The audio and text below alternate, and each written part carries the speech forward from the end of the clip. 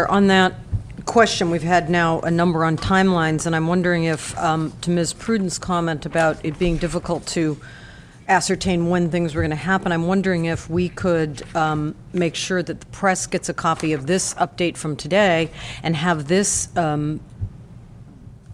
interspersed with the previous document that Ms. Glassy gave us at our last meeting. And didn't you say there were some addendums or add-ons, additions in this one that weren't present before, right? Right. So if we could get all of that compiled and make sure it just gets out to the press, that would be useful. And the question is, that's a request. The question is this timeline and the other one given us, is it available on the website so people can see what the timeline is? After today, this one is going to be available on the website.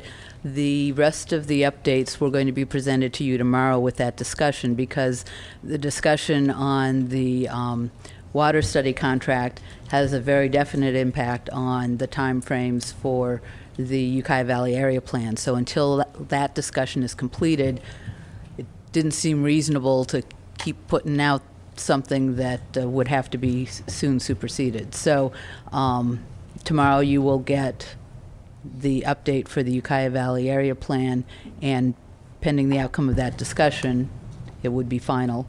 And then the housing element and the local coastal plan, Mendocino town plan are part of that.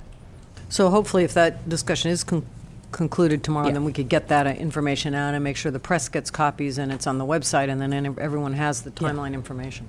Thank That's you. the plan. Thank you. Please, step forward.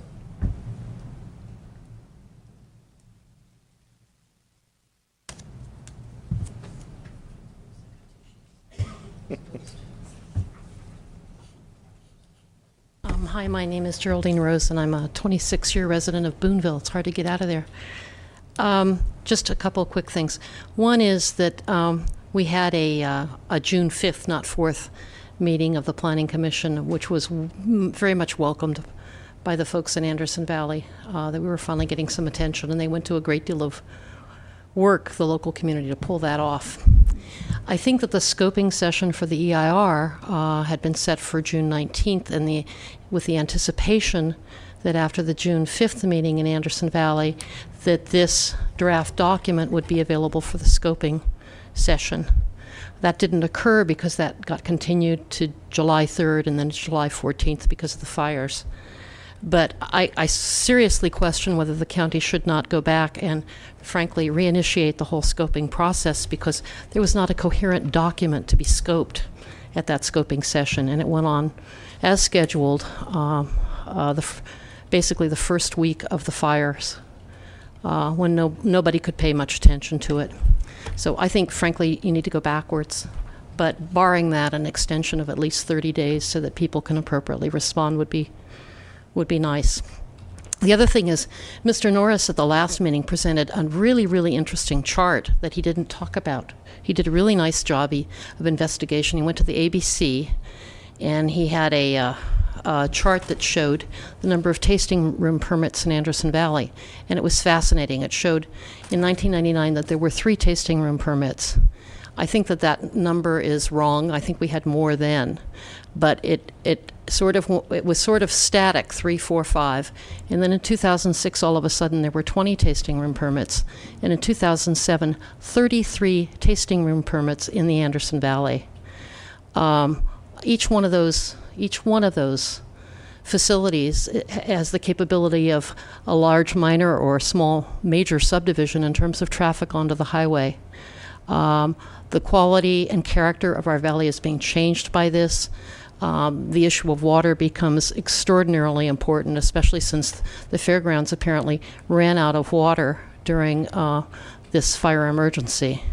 We need overall water planning for our valley, and we need it now, and we need regulation, at least in the form of a minor use permit, so that we can control traffic and put some conditions on where these tasting rooms go.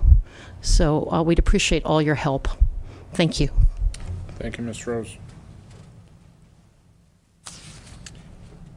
And Eric and Allison, you've made notes of those comments? Thank you. Other members of the public? Okay, this is the opening salvo of this document, so I'm sure there will be more forthcoming than just today. So I'll close public comment at this time, even though it's not a public hearing, and move to Ms. Glassy for the next steps and take us on down the line from here. Okay, I think we've talked a little bit about next steps, but I will kind of recap here that in response to one of the letters that came in from Geraldine Rose, we have extended the NOP comment period for 3 weeks through August 11th, 5 o'clock p.m., and we felt that that was what we could do that would not bump out some of our other timeframes. But people will have a chance to look at the draft general plan update in its entirety in commenting on the scoping for the EIR, the draft EIR. So the next time you will see us, who knows, you'll probably hear all sorts of things in the meantime, but the next time you'll see us will be September 22nd, and at that time we will debut the draft EIR that goes with this draft general plan update. Somewhere in that time frame, and it really depends on when the documents are kind of registered or received at the state level, that's what sets your public comment period. Formal public review comment period will begin. It'll go through part of September, all of October, some part of November. It will be at least 45 days. And 45 days is the legal mandate, and that is, we will definitely do that amount. We may look at where the holidays fall to work around those. And at that point, during the month of October, a whole bunch of things are going to happen. The PMC staff are going to go around, do some community meetings throughout the county. At the very least, they will hit Willits, Fort Bragg, and Ukiah.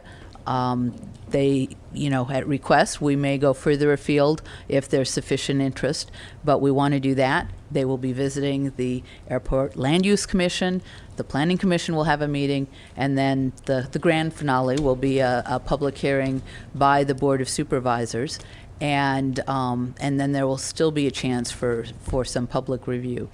And then it's staff work. I mean, imagine the comments and the testimony generated will actually dwarf the documents that they're commenting on. So at that point, staff will be looking through all of this, and the consultants, and trying to make sense of it.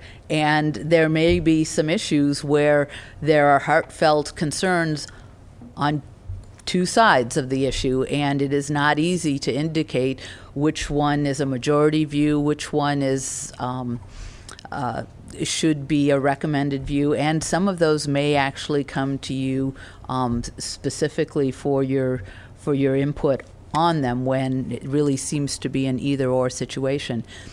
This is where I did want to say that just an idea at this point, but as we've gone through the planning processes with the general plan update and with Ukiah Valley Area Plan, there's been a lot of work put into outreach, trying to get information out to people, posting stuff on websites, meetings with the board, etc.